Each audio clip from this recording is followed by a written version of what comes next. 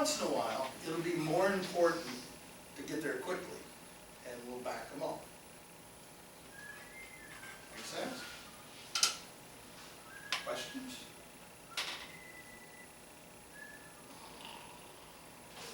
Should I turn on the cricket sound? No questions? Nothing? Ideas? Thoughts? I hate databases? Anything?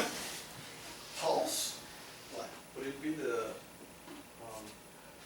what if it's the same data, but you don't want, like, you have this data, you have it, normalize it, then you have this data, denormalize it, would that cause some kind of data redundancy? I don't quite follow you. Can you give me an example?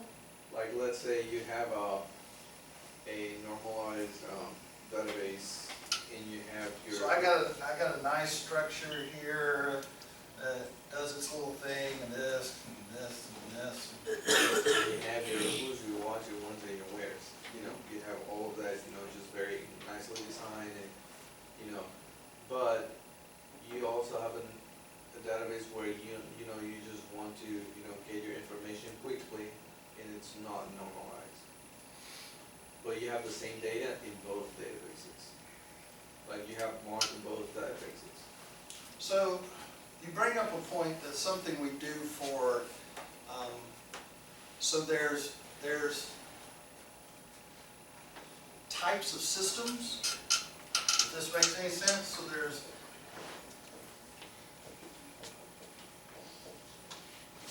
OLTP is what we call an online transaction processing system.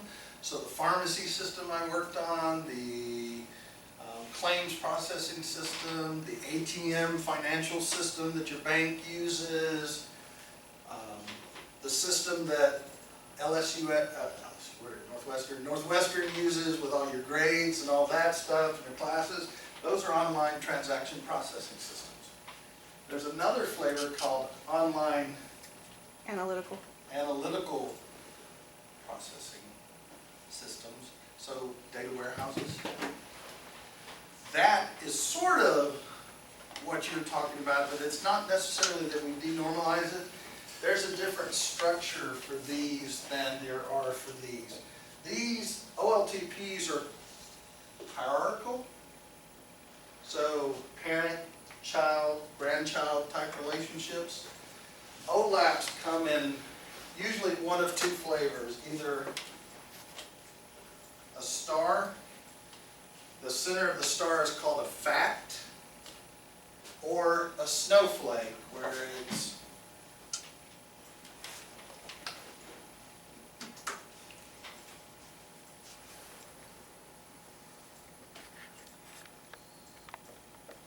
snowflake schemas have to do with, so in the star, and these are systems like Home Depot has them, a lot of your retail systems, I'm sure Amazon, all those folks have systems like this, but this is your fact. So this is, they get the name from, because we're really boring at naming things sometimes, but it's just a fact about something. So you made a purchase. Well, I bought that Diet Coke. So here's Diet Coke. Mark. There's these things called dimensions, and that's these points out here. So a dimension of a fact is time. So I bought my Diet Coke at a time.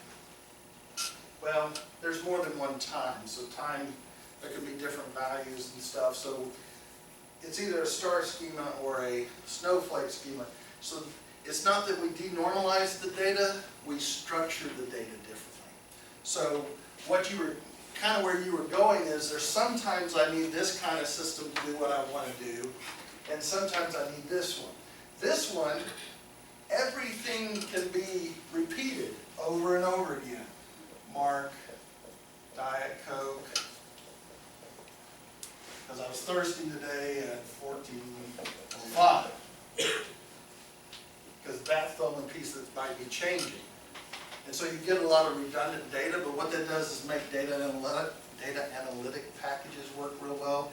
I can go through and do all kinds of cool trends and all this kind of stuff, and do surge pricing, and all these things that they come up with. I can give you hints on what movies you like. Am I making any sense here? You ever seen that? You go into Netflix and we got some suggestions for you. They're mining your data. They're keeping track of everything you've done. And they're going, well, if he likes this one, maybe you'll like this one. And if he likes that one, maybe you'll like this one. So they can go through, probably not this, probably a system that's structured more like this. Not necessarily, but probably more like this, to come up with, here's some suggestions for you. Now they might actually be using some NoSQL stuff and some of those graph databases, but that's kind of the idea. And that's cool stuff. This is fun. Databases get big because there is a lot more redundancy. Databases get really big really fast. And you deal with it differently. There's things called cubes and all this stuff that you get into, and some heavy statistics and all that stuff. So I hope you like math, because it can get in the weeds quick. But yeah. What other questions? Nothing. Do you have any database in the real world questions in general? Yeah. Or what CSRA is Or about? even what it's like working with databases, or what's the scariest you've ever been with a database, or The worst day you've ever had? Yeah. Oh crap, we deleted the customer's database day. We're down for 3 days and business ain't working and the CEO is about to kill you days. Yes, ma'am. Is it like difficult working with like databases and being responsible for all of the information and that kind of stuff? I wouldn't call it difficult. It's no more difficult than driving a car. You have responsibilities not to kill anybody when you're driving a car. You know, you don't run up on the sidewalk and mow people down. It's, you know,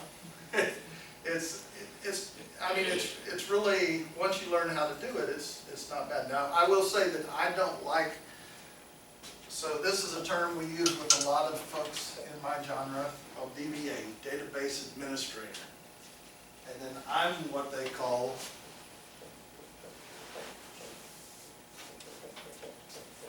a data architect. This guy takes this, and I use guy in the gender neutral sense of the term. This guy is doing the, make sure it's running, we're backing it up, it's performing, doing all that stuff. This is the person that designs them. This is the part I like doing. I never cared for this that much. Some people like it. And there's a lot of people that do that. They like the, you know, keep it running and, oh my goodness, it crashed, and all the adrenaline and all that stuff. I just like designing things. I like building things. So it's kind of the two flavors. And you'll also see, another term you'll see is database developer. And that's usually someone who hasn't quite gotten here yet. So they're newer in their career or younger. So they're the ones that'll, okay, I come up with the pretty ERD, now you go build it. You know, kind of thing.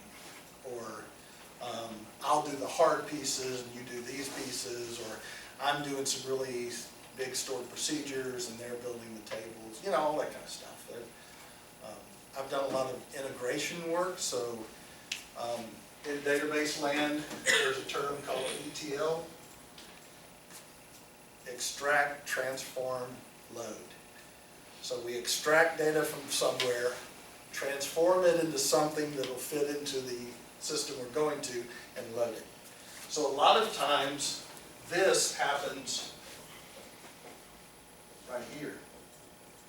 We're taking data out of the OLTP system, so out of your bank system, and putting it into a data warehouse, and then looking at trends, financial analysis, what other products can we sell you know, all that kind of stuff.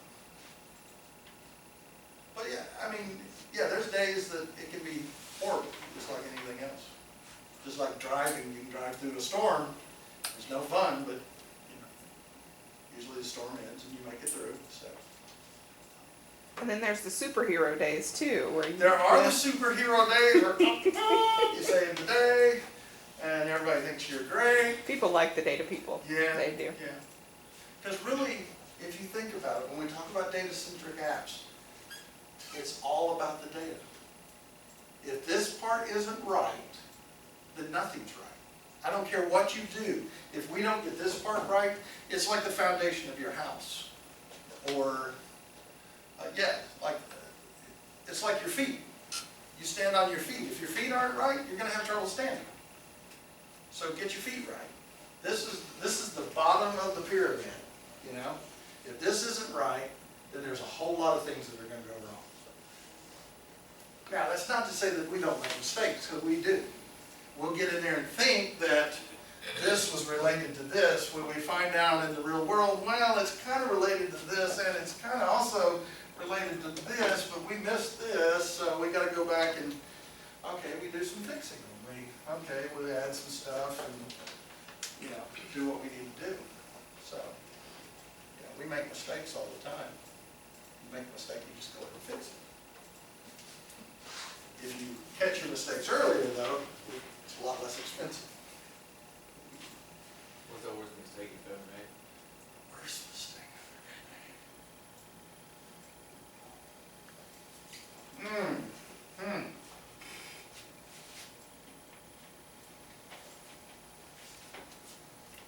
Worst mistake I've ever made.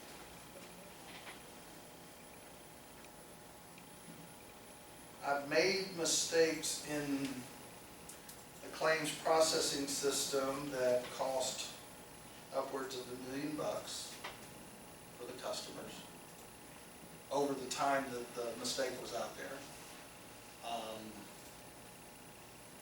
But I never considered that a huge mistake. It was just a mistake. I do know of instances where, well, for me, I don't know. I mean, now the one that probably scared me the most was I did an update without a where clause one day, but luckily I was in our test system.